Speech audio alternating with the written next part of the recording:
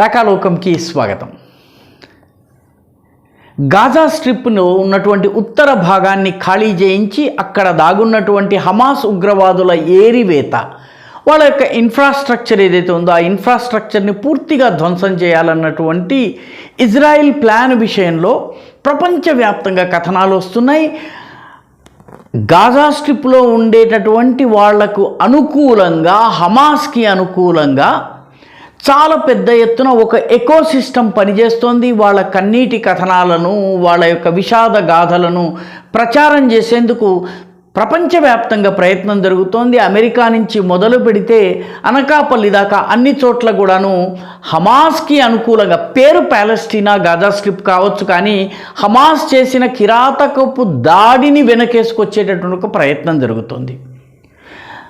ఉత్తర గాజాలో ఉన్నటువంటి ప్రజలు మొత్తం ప్రజల్ని రాత్రికి రాత్రి తరలించి వెళ్ళిపోమ్మని చెప్పారు. ఇంతకన్నా అమానవ్యం ఇంకొకటి ఉంటుందా అని చెప్పి చాలామంది మాట్లాడుతున్నారు. నిజానికి జనాభా ఒక ప్రాంతం నుంచి ఇంకొక ప్రాంతానికి తరలిపోవాల్సి రావడం కన్నా విషాదం ఇంకొకటి ఉండదు. ఏ జనాభా కూడా ఒక ప్రాంతం నుంచి ఇంకొక ప్రాంతానికి రాత్రికి రాత్రి శరణార్థులై వెళ్ళడము, అది ఎటువంటి కారణం కోసమైనా అది సమర్థనీయం కాదు. నిజానికి గాజా ప్రజల పట్ల సానుభూతి ఉండాలి, సానుభూతి ఉండి తీరాలి కూడాను.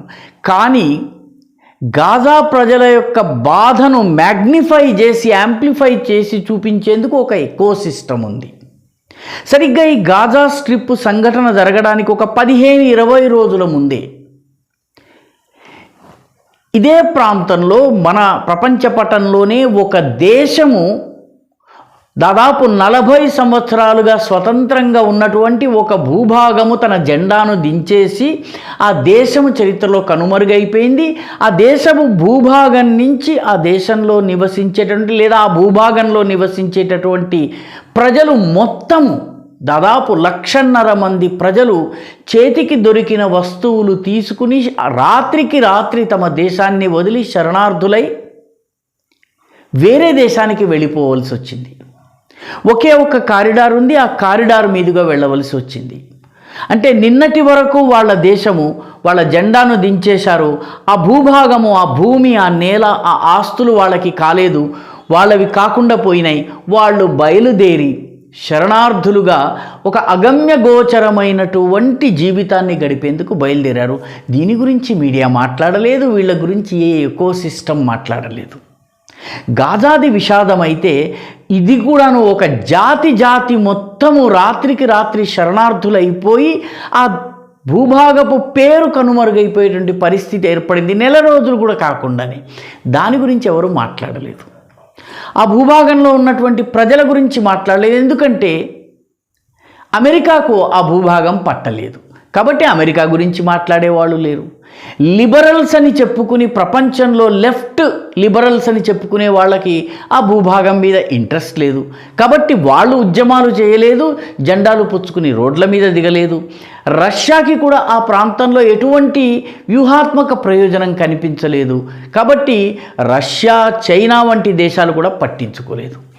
మొత్తం మీద ఎవరూ పట్టించుకోకుండా అనాథలైపోయి రాత్రికి రాత్రి శరణార్థులుగా మారిపోయి ఒక దేశం అంతరించింది. ప్రజ మొత్తము దాదాపు 1,50,000 మంది శరణార్థులయ్యారు. ఇదంతా కూడా ఈ గాజా స్ట్రిప్ సంఘటనకి దాదాపు 15-20 రోజుల ముందు జరిగింది. ఆ భూభాగం పేరు నగోర్నో కరాబాఖ్. నగోర్నో కరాబాఖ్ ఒక చరిత్ర సృష్టించినటువంటి సోవియట్ ఏర్పాటు, సోవియట్ పతనం వల్ల పుట్టుకొచ్చినటువంటి సమస్య. నగోర్నో కరాబాఖ్ ప్రాంతము అజర్బైజాన్లో ఉంది. కానీ ఈ ప్రాంతంలో జీవించే ప్రజలందరూ కూడాను ఆర్మీనియన్లు. ఏ రకంగానైతే ఇజ్రాయెల్లో ఉన్నటువంటి గాజా స్ట్రిప్లో ప్యాలెస్టీనియన్లు జీవిస్తారో ఆ రకంగా వీళ్ళు ఇక్కడ జీవిస్తున్నారు. అవడానికి ఆర్మీనియన్స్ అంటే క్రైస్తవులు. ఉన్నది అజర్బైజాన్ లోపల. అజర్బైజాన్ షియా ముస్లిం దేశం కాబట్టి ఇక్కడ ఉన్నటువంటి ప్రజలు సోవియట్ పతనము కాగానే ఒక రెఫరెండం నిర్వహించుకుని తమను తాము ఒక దేశంగా ప్రకటించుకున్నారు. దురదృష్టం ఏంటంటే కొసావోలను, బోస్నియా హెర్జగోవినాలను గుర్తించినటువంటి పాశ్చాత్య దేశాలు ఈ నొగార్నో కారబాఖ్ని గుర్తించలేదు. అమెరికా గుర్తించలేదు, యూరప్ గుర్తించలేదు, ఎవరు గుర్తించలేదు. ఒక ఆర్మీనియా మాత్రము వాళ్లకు మద్దతు ప్రకటించింది. ఎందుకంటే ఇది ఆర్మీనియాకు దగ్గరగా ఉంటుంది. ఉన్న ప్రజలు ఆర్మీనియన్లు, వీళ్ళు స్వాతంత్రం కోరుకుంటున్నారు. ఏ రకంగానైతే గాజా ప్రజలు స్వాతంత్రం కోరుకుంటున్నారో ఆ రకంగా. అయితే దీనికోసము 3 సార్లు యుద్ధం జరిగింది.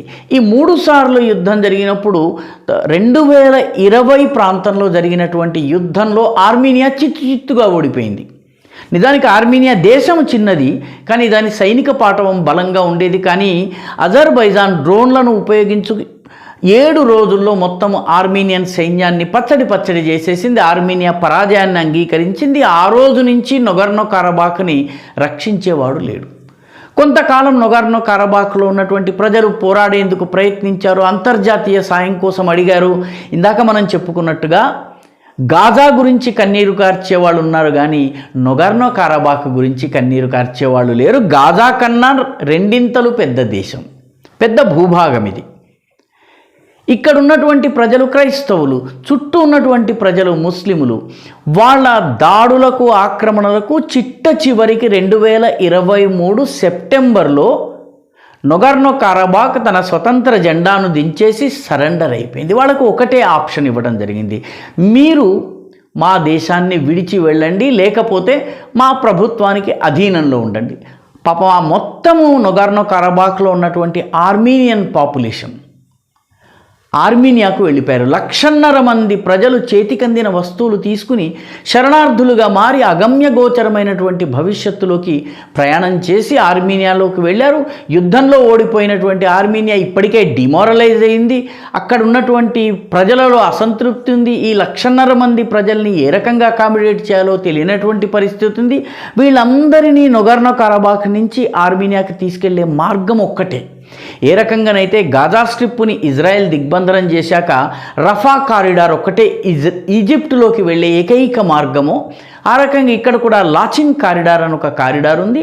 ఆ ఏకైక కారిడార్ ద్వారా కార్లు వాహనాలలో వెళ్ళిపోయారు. మొత్తం మీద పూర్తిగా రేపేమి జరుగుతుందో తెలియనటువంటి పరిస్థితిలో వెళ్ళారు.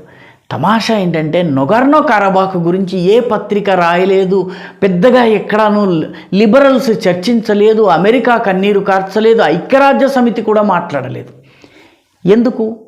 ఎందుకంటే అమెరికాకు ఆ ప్రాంతంలో ఇంట్రెస్ట్ లేదు, యూరప్కి ఆ ప్రాంతంలో ఇంట్రెస్ట్ లేదు. రష్యాకి ఇరాన్ వైపు వెళ్ళడం కోసము యుక్రెయిన్ యుద్ధంలో సాయం కావాలంటే ఇరాన్ అవసరం కాబట్టి ఇరాన్ని ఆనుకున్నటువంటి అజర్బైజాన్ అవసరం పెరిగింది, ఆర్మేనియా అవసరం తీరిపోయింది. పర్యవసానంగా రష్యా చూసి చూడనట్టు ఊరుకుంది. ఈ నొగార్నో కారబాఖ్ అనేటటువంటి భూభాగము దాదాపు 40 సంవత్సరాలు స్వతంత్రంగా ఉన్న తరువాత, సొంత జెండా సొంత ప్రభుత్వం ఉన్న తరువాత రాత్రికి రాత్రి అంతరించిపోయింది. ఎవరూ పట్టించుకోలేదు. గాజా గురించి కన్నీరు గార్చేవాళ్ళు కానీ, గాజా గురించి మాట్లాడేవాళ్ళు కానీ దీని గురించి కాబట్టి ఇకోసిస్టమ్ ఏదైతే ఉందో, ఒక నేరేటివ్ని బిల్డప్ చేసేటటువంటి ఇకోసిస్టమ్ ఎలాగ పనిచేస్తుంది, గాజాకు సంబంధించి చిన్న వార్తల్ని యాంప్లిఫై చేసి ఒక పిల్లవాడి కన్నీటిని దాన్ని యాంప్లిఫై చేసి చూపించడం జరుగుతుంది. గాజాలో కూడా జరుగుతున్నది ఒక రకంగా ఒక మొత్తము జనాభా తరలిపోవడం అనేది కష్టమైనటువంటి విషయం, విషాదం అది. కానీ నొగార్నో కారబాఖ్ గురించి అదే రకమైన బాధ ఎందుకు లేదు? వీళ్ళు క్రైస్తవులు కాబట్టా, వీళ్ళపై అటాక్ చేస్తున్న వాళ్ళు ముస్లింలు కాబట్టా, లేకపోతే ఎవరికి పుట్టిన బిడ్డరా వెక్కెక్కి ఏడుస్తుంది అన్నట్టుగా ఎవరికీ అవసరం లేనటువంటి భూభాగమా? ఆర్మీనియా శక్తి తగ్గిపోవడం వల్ల ఆర్మీనియా రక్షించే పరిస్థితిలో లేకపోవడమా? అంటే ఒకే రకమైన సంఘటన గాజా స్ట్రిప్, అదేవిధంగా నొగార్నో కారబాఖ్ గురించి మాట్లాడేవాళ్ళు లేరు. గాజా స్ట్రిప్ మరికొన్ని నెలల పాటు పతాక శీర్షికలో ఉండబోతోంది. లెఫ్ట్ లిబరల్స్ చొక్కాలు చించుకుని మరీ రోడ్డు మీదకి రాబోతున్నారు. ఇది ప్రపంచ చరిత్రలోని అత్యంత విషాదకరమైనటువంటి అంతము నొగార్నో కారబాఖ్కి జరిగింది. దాని గురించి మాట్లాడేవాళ్ళు లేరు. ఈ వీడియో మీకు నచ్చినట్టయితే లైక్ చేయండి, షేర్ చేయండి, ఈ ఛానల్కు సబ్స్క్రైబ్ చేయండి. మీ అభిప్రాయాన్ని కామెంట్ల రూపంలో తప్పనిసరిగా పంపించండి.